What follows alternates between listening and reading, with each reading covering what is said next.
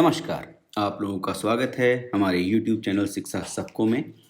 हम लोग NIOS की उच्चतर माध्यमिक कक्षा यानी इंटरमीडिएट का अर्थशास्त्र विषय पढ़ रहे हैं। इस विषय के अंतर्गत हम लोग मॉड्यूल 9 पर हैं, जिसका कि शीर्षक है राष्ट्रीय आय लेखा। और जो हम चैप्टर पढ़ रहे हैं, जो पाठ पढ़ रहे हैं, वो है पाठ 24, जिसका शीर्षक है राष्ट्रीय आय और संबंधित समग्र। तो जो पिछला जो वीडियो हमने देखा था, उसमें हमने जाना था कि राष्ट्रीय आय क्या होती है, ठीक है। फिर हमने जाना था साधन आय क्या होती है और गैर साधन आय क्या होती है। साथ में फिर हमने जो आधारभूत आर्थिक गतिविधियां होती हैं, ठीक है, उनके बारे में बात की थी।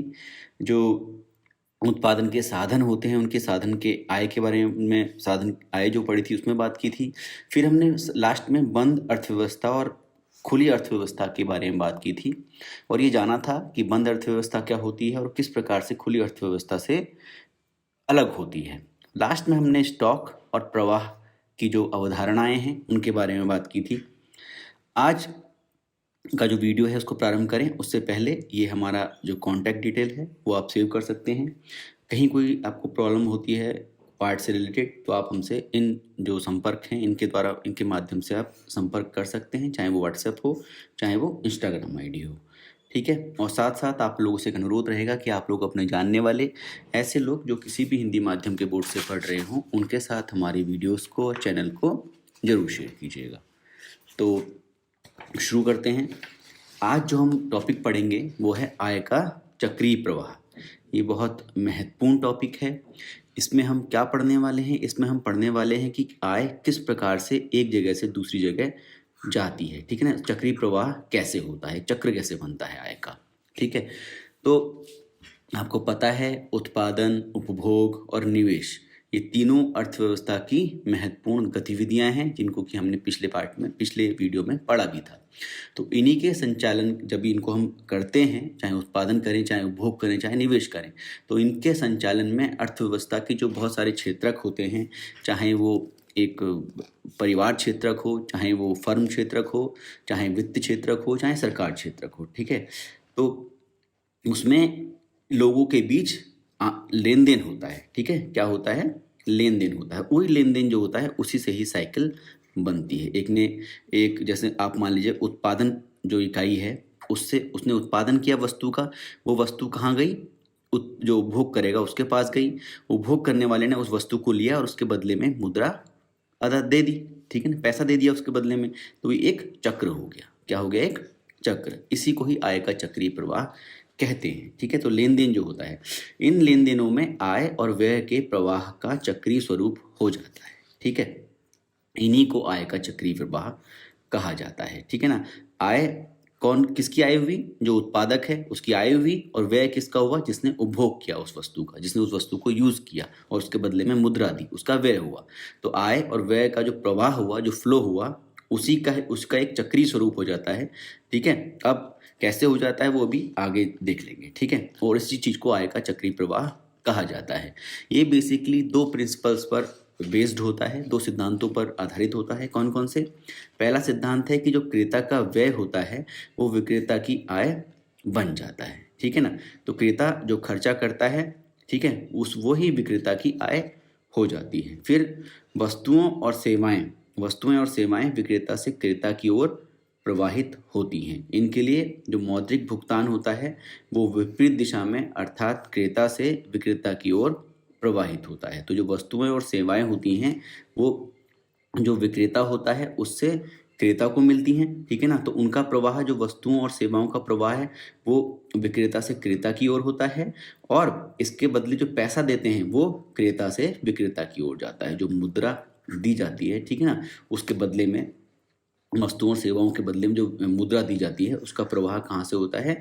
जो क्रेता है उससे विक्रेता की ओर होता है, ठीक है। तो ये एक फ्लो हो गया।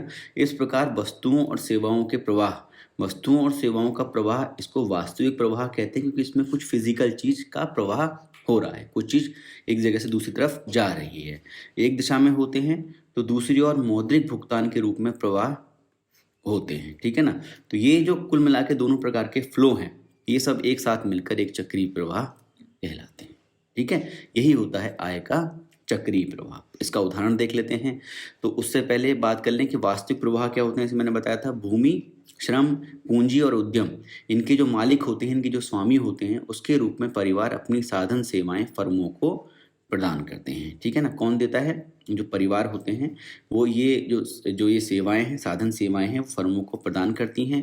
ये फर्में जो होती हैं, जो ये कंपनियां होती हैं, जो फैक्ट्रियां होती हैं, वो परिवार की मांग पूरी करने के लिए वस्तुओं, सेवाओं, इन सब का निर्माण करती है। ठीक है ना, इस प्रकार परिवारों से फर्मों को साधन सेवाओं और फर्मों से परिवारों को उपभोक्ता वस्तुओं और सेवाओं के प्रवाह ही वास्तविक प्रवाह कहलाते हैं। ठीक है ना, तो फर्मों से जो जो परिवारों से फर्मों को साधन सेवाओं, जिनमें कि भूमि की सेवा हो, चाहे चाहे वो श्रम की सेवा हो, चाहे वो पूंजी की सेवा हो, या फिर उद्यम की सेवा हो, ये प्रवाह हो रहा है परिवार से फर्मों की ओर, और फर्मों से परिवारों को उपभोक्ता वस्तुएं मिल रही हैं और सेवाएं मिल रही हैं। तो इनका जो फ्लो है, इनका जो प्रवाह है, वही वास्तविक प्रवाह कहलाता है। ठीक है ना, इसमें कहीं से भी मुद्रा की बात अभी नहीं आई है। ठीक है, मौद्रिक प्रवाह क्या होता है? मौद्रिक प्रवाह में आधुनिक अर्थव्यवस्थाओं में वस्तुओं और सेवाओं तथा साधन सेवाओं का मूल्यांकन मुद्रा की इकाइयों में किया जाता है। ठीक है ना, तो हम जो वस्तुएं खरीदते हैं, जो सेवाएं खरीदते हैं, उनके लिए हम जो पैसा देते हैं, उनका जो मूल्यांकन करते हैं, मुद्रा की इकाइयों में करते हैं। जैसे हम अपने देश में किसके रूप में करते हैं? रुपये के रूप में करते हैं। रुपया एक मुद्रा है। ठीक है ना, तो मुद्रा की इकाइयों में किया जाता है। परिवारों को भूमि के लिए लगान, जो भूमि का जो लगान देते हैं, श्रम के लिए मजदूरी, पूंजी पर ब्याज और उद्यम की सेवा के लिए फर्मों से लाभ प्राप्त होता है। और ये सब किस में प्राप्त होता है? मुद्रा में प्राप्त होता है। ये फर्मों से मिली वस्तुओं और सेवाओं के दाम उन्हें चुकाते हैं। परिवारों को उनकी जो साधन सेवाएं हैं, उनके बदले तो पैसा मिलता है, लेकिन जब वो वस्तुएं या सेवाएं खरीदते हैं फर्मों से, तो वो उसके बदले में उनको पैसा देते हैं, वो भी मुद्रा के रूप में देते हैं। फर्मों और परिवारों के बीच ये मुद्रा का लेना देना ही मौद्रिक प्रवाह कहलाता है। ठीक है, ये मौद्रिक प्रवाह और वास्तविक प्रवाह आगे आपको चीज़ें मिलेंगी। ठीक है ना, इसलिए यहाँ पर ये बताई गई हैं। तो एक एग्जाम्पल है। ठीक है ना, एक फ्लो दिखा रखा है एक अर्थव्यवस्था में, एक क्षेत्रीय अर्थव्यवस्था में फ्लो दिखा रखा है। लेकिन यहाँ पर एक चीज़ ये गौर करने वाली है कि इस अर्थव्यवस्था में माना गया है कि केवल दो ही क्षेत्रक हैं। एक तो फर्म या उत्पादन क्षेत्रक है, और दूसरा है परिवार या उपभोग क्षेत्रक। ऐसा होता नहीं है, अर्थव्यवस्था में इससे ज़्यादा क्षेत्रक होते हैं। लेकिन फॉर एग्जाम्पल, एक थोड़ा सा समझने के लिए आपको एक क्षेत्रक दिखाए गए हैं, दो क्षेत्रकों के साथ एक एग्जाम्पल दिखाया गया है। और सबसे बड़ी बात यहाँ पे नोट करने की है, इस अर्थव्यवस्था में कोई भी बचत नहीं हो रही है। इसका मतलब क्या है? इसका मतलब है कि परिवार, क्योंकि बचत जो होती है परिवार या उपभोग क्षेत्रक ही करता है, तो जितना भी फर्म चीज़ें बना रही हैं, वो सारी की सारी परिवार द्वारा उपभोग कर ली जा रही है। और परिवार और जो फर्म द्वारा जो उसको साधन भुगतान किया जा रहा है, वो भी पूरे का पूरा परिवार द्वारा वस्तुओं और सेवाओं पर खर्च कर दिया जा रहा है। मतलब अगर परिवार की इनकम है 1000 रुपये, परिवार को 1000 रुपये मिल रहे हैं, तो पूरे के पूरे 1000 रुपये परिवार अपने जो वस्तुओं और सेवाओं का जो उपभोग होता है उसमें खर्च कर दे रहा है। इसका मतलब इसके पास कुल मिला के 0 बचत है। ठीक है, तो यहाँ बचत नहीं हो रही है। ठीक है, ये ऐसी अर्थव्यवस्था है जहाँ पर बचत नहीं हो रही। ये भी एक कल्पना है, एक माना गया है। ठीक है ना, एक अजम्पशन है। ठीक है, तो इसमें क्या है, अब आप देख रहे हो, ये है फर्म या उत्पादन क्षेत्रक। फर्म और उत्पादन क्षेत्रक क्या करता है? परिवार जो होता है, परिवार से फर्म या उत्पादन क्षेत्रक जो होता है, भूमि, पूंजी, श्रम, उद्यम, ये जो साधन सेवाएं हैं, इनको लेता है। तो वास्तविक प्रवाह हो रहा है कहाँ से कहाँ की ओर हो रहा है? परिवार से फर्म की ओर हो रहा है। ठीक है ना, अब जब ये साधन लेता है, साधन सेवाएं लेता है फर्म या उत्पादन क्षेत्रक, तो उसके बदले में साधन भुगतान करता है। ठीक है ना, जो कि मजदूरी के रूप में हो सकता है, लगान के रूप में हो सकता है, ब्याज के रूप में हो सकता है, या लाभ के रूप में हो सकता है। तो ये इसके अपोजिट जो वास्तविक प्रवाह था, उसके अपोजिट एक मौद्रिक प्रवाह हो रहा है। वो कहाँ से हो रहा है? वो फर्म से या उत्पादक क्षेत्रक से परिवार की ओर हो रहा है। ठीक है, तो इन दोनों ने बैलेंस कर दिया एक दूसरे को, एक वास्तविक प्रवाह है और एक मौद्रिक प्रवाह है। ऐसे ही जो फर्म या उत्पादन क्षेत्रक है, वो वस्तुएं या सेवाएं उत्पादित कर रहा है, और उसका जो वास्तविक प्रवाह है वो कहाँ से हो रहा है? वो फर्म या उत्पादक क्षेत्रक से परिवार या उपभोग क्षेत्रक की ओर हो रहा है। ठीक है, और ऐसे ही इसके बदले में जो वस्तुओं और सेवाएं हैं, उनके बदले में जो परिवार या उपभोग क्षेत्रक है, वो पैसे की आपूर्ति कर रहा है। वो किस तरफ हो रही है? वो फर्म या उत्पादन क्षेत्रक की ओर हो रही है, परिवार या उपभोग क्षेत्रक की ओर से। ठीक है। तो मैंने जैसे बताया आपको, तो ये क्या है, ये एक चक्रीय प्रवाह है, एक चक्र बन जा रहा है। ठीक है, आप देख रहे हो यहाँ साधन भुगतान हो रहा है और यहाँ साधन सेवा मिल रही है। ठीक है, यहाँ वस्तुओं और सेवाओं का प्रवाह हो रहा है और यहाँ वस्तुओं और सेवाओं के बदले मुद्रा प्राप्त हो रही है। ठीक है, तो इतना चीज, ये चीज कहलाती है चक्रीय प्रवाह। ठीक है, मुझे लगता है कि आप ये चीज़ समझ गए होंगे। एक बार मैं आपको फिर दोबारा से बता देता हूँ, ये चीज़ें बहुत ज़रूरी हैं। इन चीज़ों को अगर आप समझ जाओगे तो आपको फिर आगे प्रॉब्लम नहीं होगी। फॉर एग्जांपल, ये मान लीजिए एक उत्पादक है, ठीक है ना, ये उत्पादक है, ये उत्पादन क्षेत्रक है, ठीक है ना, और ये है हमारा परिवार। ठीक है ना, तो परिवार से हमने बताया कि जो साधन सेवाएं हैं, चाहे उसमें भूमि हो, ठीक है, चाहे आप भूमि दे रहे हो, चाहे आप पूंजी दे रहे हो, ठीक है, उद्यम दे रहे हो, तो वो सारी जो फ्लो होता है, साधन सेवाओं का जो फ्लो है वो इस तरफ होता है। ठीक है ना, ये कैसा प्रवाह है, एक वास्तविक प्रवाह है। इसके बदले में उत्पादक क्या देता है, परिवार को पैसा देता है। ठीक है, चाहे वो लगान हो भूमि का, चाहे वो ब्याज हो पूंजी के बदले, चाहे वो लाभ हो आपके उद्यम के बदले। तो ये कैसा प्रवाह होता है, ये मौद्रिक प्रवाह होता है। हमने ये दोनों चीजें पढ़ी थी। ऐसे ही उत्पादक से आप जो परिवार है उसको क्या देते हो, वस्तुओं और सेवाएं देते हो, जो कि एक वास्तविक प्रवाह है। उसके बदले में परिवार जो है आपको क्या देता है, वस्तुओं और सेवाओं के बदले में उनका पैसा देता है, जो कि एक मौद्रिक प्रवाह है। ठीक है ना, तो वास्तविक प्रवाह और मौद्रिक प्रवाह एक दूसरे के अपोजिट चल रहे हैं। ठीक है, आप साधन सेवाएं दे रहे हो तो उसके बदले में आपको साधन भुगतान हो रहा है परिवार को, और परिवार वस्तुएं या सेवाएं ले रहा है तो उसके बदले में उनका भुगतान कर रहा है। ठीक है, वस्तुओं और सेवाओं का भुगतान कर रहा है, जो कि एक मौद्रिक प्रवाह है। ठीक है, तो ये बात हो गई दो क्षेत्रीय अर्थव्यवस्था में चक्रीय प्रवाह की, जहां पर की बचत नहीं हो रही। यहाँ बचत कहीं पिक्चर में नहीं आई। बचत पिक्चर में नहीं आई इसलिए जो वित्त क्षेत्रक है, जिसमें बैंक शामिल हैं, जिसमें व्यवसायिक, जिसमें फाइनेंशियल इंस्टीट्यूशन शामिल हैं, ठीक है ना, वित्तीय संस्थान शामिल हैं, वो चीज़ें इसके अंदर पिक्चर में अभी नहीं आई है। ठीक है, तो अर्थव्यवस्था के विभिन्न क्षेत्र कौन कौन से होते हैं। अर्थव्यवस्था को हम, जो खुली अर्थव्यवस्था है उसको 5 क्षेत्रों में विभाजित कर सकते हैं। कौन कौन से क्षेत्रक होते हैं, सबसे पहला होता है उत्पादक क्षेत्रक, जिसको कि आप फर्म भी बोलते हो, कंपनी, ठीक है ना, एक फैक्ट्री बोलते हो, फर्म। दूसरा होता है परिवार क्षेत्रक, जो कि उपभोग करता है और साधन सेवाएं उपलब्ध कराता है। फिर होता है सरकार क्षेत्रक, ठीक है ना, इसका काम है क्या, इसका काम है एक बीच में एक अर्थव्यवस्था प्रदान करना। ठीक है ना, इसमें कैसे किस प्रकार के फ्लो होते हैं, ये किस प्रकार के प्रवाह सरकार के क्षेत्रक में होते हैं, वो भी हम आगे जानेंगे। उसके बाद है वित्त क्षेत्रक। वित्त क्षेत्रक में क्या होता है, वित्त क्षेत्रक जो बचत, हमने पिछले जो एग्जाम्पल था उसमें कंसिडर नहीं किया था ना बचत को। जब बचत पिक्चर में आती है तो ये वित्त क्षेत्रक भी पिक्चर में आ जाते हैं, क्योंकि वित्त क्षेत्रक जो परिवार है उससे बचत को लेते हैं, जमा करते हैं, और जो उत्पादक क्षेत्रक है उसको बचत उधार के रूप में देते हैं। ठीक है, और फिर है अगला शेष विश्व क्षेत्रक। शेष विश्व क्षेत्रक में कौन कौन से आते हैं, जो हमारे देश के बाहर के जो विश्व है वहाँ की चीज़ें जो हैं वो इसमें शामिल होती हैं। जब हम आयात और निर्यात करते हैं तब ये चीज़ें पिक्चर में आती हैं। शेष विश्व क्षेत्रक तब हमारे सामने आता है।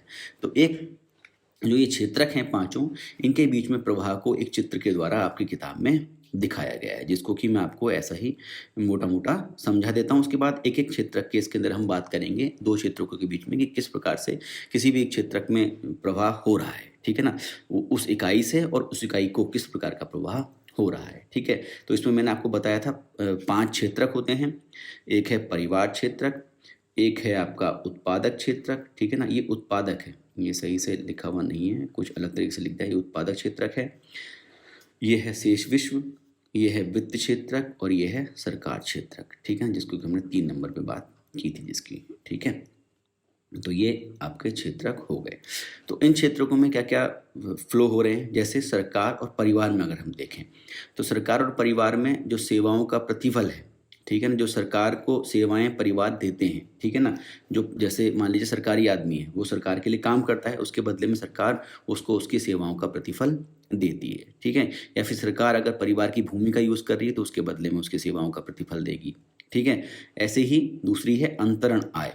तो कुछ ऐसे ट्रांसफ़र वाली इनकम होती है जो कि सरकार सभी लोगों में बांटती है। ठीक है, जैसे आपने देखा होगा मनरेगा का भुगतान करती है, या पिछले दिनों कोरोना में 2-2 हज़ार रुपये, 2,500 रुपये दे रही थी, या किसानों को हर हर छमाही में या हर 3 महीने में 2,000 रुपये, हर 6 महीने में 2,000 रुपये मिलते हैं, वो एक अंतरण आय है जिसको ट्रांसफ़र इनकम बोलते हैं, ठीक है ना। वो भी सरकार से किधर की ओर फ्लो होती है, परिवार की ओर फ्लो होती है। ऐसे ही जो सेवाओं का प्रतिफल है वो भी सरकार से परिवार की ओर है।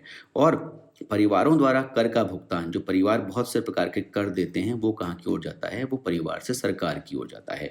तो ये जो परिवारों द्वारा कर का भुगतान है, ये प्रत्यक्ष भी हो सकता है और अप्रत्यक्ष भी हो सकता है। इसमें इनकम टैक्स भी शामिल हो सकता है, इसमें जो जीएसटी आपके जो सामान वगैरह आप लेते हो उसमें लगता है, जो सेवाएं लेते हो उसमें लगता है, वो सारी चीज़ें शामिल होती हैं, ठीक है।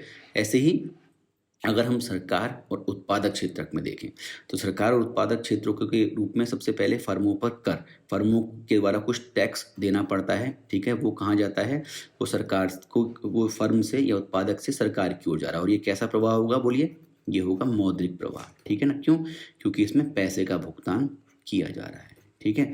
अब ऐसे ही सरकार द्वारा आर्थिक सहायता दी जाती है। कई बार जो फैक्ट्रियां होती हैं, जो उत्पादक होते हैं, उनकी मदद करने के लिए सरकार पैसा देती है या कुछ और प्रकार की सहायता भी कर सकती है। तो ये हुआ सरकार की ओर से उत्पादक की ओर।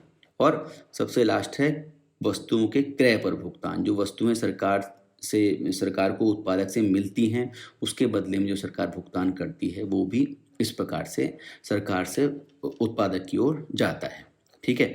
अगला है परिवार और उत्पादक के बीच, तो हम पहले भी देख चुके हैं। जो वस्तुओं और सेवाओं का भुगतान है वो परिवार द्वारा उत्पादक को किया जाता है, और साधन सेवाओं के प्रतिफल ये सब किसको दिए जाते हैं, उत्पादक द्वारा आप किसको देते हो, परिवार को देते हो, ठीक है। तो ये आप सब देख रहे हो, ये सारा मौद्रिक प्रवाह चल रहा है, ठीक है ना। इसमें कहीं पर भी आप वास्तविक प्रवाह की बात नहीं कर रहे हो, इसमें केवल आय के प्रवाह की बात कर रहे हैं, ठीक है ना। जो पिछला एग्जाम्पल देखा था उसमें हमने देखा था वास्तविक प्रवाह की बात कर रहे थे हम, यहाँ केवल आय का प्रवाह है इस जो चित्र है इसमें, ठीक है। आय के प्रवाह में हम बात कर रहे हैं। अब हमने पिछले एग्जाम्पल में देखा था कि हम मान रहे थे कि परिवार की कोई भी बचत नहीं है, ठीक है ना परिवार की कोई बचत है ना उत्पादक की कोई बचत है। यहाँ पर क्या है, बचत कंसिडर की गई है, बचत को लिया गया है। तो परिवार जो बचत कर रहा है उसका फ्लो कहाँ से कहाँ की ओर हो रहा है, उससे वित्त की ओर हो रहा है, वित्त क्षेत्र की ओर। ऐसे ही जो इंडस्ट्री बचत कर रही है, जो पैसा यहाँ इंडस्ट्री में या उत्पादकों के पास बच जा रहा है, जो कि वो निवेश नहीं कर सकते, वो भी बचत कहाँ आती है, वित्त में आती है। और वित्त से उधार दोनों तरफ जाता है, परिवार को भी वित्तीय क्षेत्र उधार देता है, बैंक उधार देता है, और उत्पादक को भी वित्तीय क्षेत्र उधार देता है, ठीक है। तो ये भी एक आय का फ्लो हो गया, किस प्रकार से बचत आ रही है, ठीक है ना। ऐसा भी हो सकता है कि जो वित्त क्षेत्रक है वो परिवार की बचत को, ये मतलब बचत यहाँ परिवार से आ रही हो और वो सीधे यहाँ इंडस्ट्री को चली जा रही हो, ठीक है ना, उत्पादक को चली जा रही हो, ठीक है। और सबसे लास्ट में अगर देखें उत्पादक और शेष विश्व के बीच में फ्लो आएगा, कैसे होता है। जो उत्पादक अगर कोई चीज़ भेजता है, बाहर बेचता है, तो वो होता है निर्यात। निर्यात का भुगतान शेष विश्व से किधर की ओर आता है, आपके उत्पादक की ओर आता है। और अगर उत्पादक को कोई चीज़ें बाहर से मंगानी पड़ रही हैं, तो उसका भुगतान कहाँ से कहाँ की ओर जाता है, उत्पादक से शेष विश्व की ओर जाता है, ठीक है। तो इस प्रकार से इस चित्र को आप समझ सकते हो, ठीक है। तो ये बात हुई अर्थव्यवस्था के विभिन्न क्षेत्र, क्योंकि अब हम एक एक करके जो जो विभिन्न क्षेत्रक हैं उनको क्या प्रभाव प्राप्त होते हैं और उनसे क्या प्रभाव होते हैं वो देख लेते हैं। जैसे उत्पादक इकाइयों से और उत्पादन इकाइयों को, ठीक है ना, इनमें क्या प्रभाव होते हैं। सबसे पहला प्रभाव होता है परिवार से साधन सेवाओं की खरीदारी, जो कि क्या है, वास्तविक अंतर प्रवाह है, ठीक है ना, जो कि इन दोनों के बीच में होता है।